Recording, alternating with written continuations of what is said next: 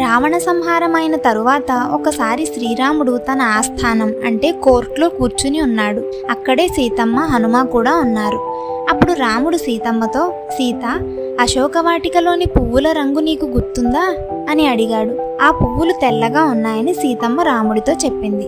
ఇంతలో అక్కడే ఉన్న హనుమ, లేదు స్వామి, ఆ పువ్వులు ఎరుపు రంగులో ఉన్నాయి అన్నాడు. అప్పుడు సీతమ్మ, నేను చాలా రోజులు అక్కడే ఉన్నాను కదా, నాకు బాగా గుర్తుంది, ఆ పువ్వులు తెల్లగానే ఉన్నాయి అని అంది. హనుమ మాత్రం అక్కడ కేవలం ఎరుపు రంగు పువ్వులే ఉన్నాయని పట్టుపట్టాడు. అప్పుడు రాముడు ఆలోచించి, మీరిద్దరూ సరిగ్గానే చెప్పారు అని అంటాడు. అప్పుడు రాముడు సీతమ్మతో, సీత, అశోకవాటికలో ఉన్నప్పుడు నువ్వు ఎప్పుడూ ప్రశాంతమైన మనస్సుతో ధ్యాన స్థితిలో ఉన్నావు కాబట్టి నువ్వు పువ్వులే కాదు అన్నిటినీ తెల్లగానే చూసావు. కానీ హనుమ రావణుడిపై చాలా కోపంగా ఉన్నాడు. పువ్వుల సంగతి మర్చిపో, లంకలో ఉన్న ప్రతిదీ కూడా అతనికి ఎరుపు రంగులోనే కనిపించింది అని వివరంగా చెప్పాడు.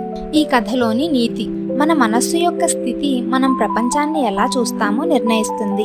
మనం కోపంగా ఉంటే మంచి మాట కూడా కోపం తెప్పిస్తుంది. అదే మనం శాంతంగా ఉంటే ఎవరైనా చెడుగా మాట్లాడినా మనం కోప్పడకుండా ఆలోచిస్తాం.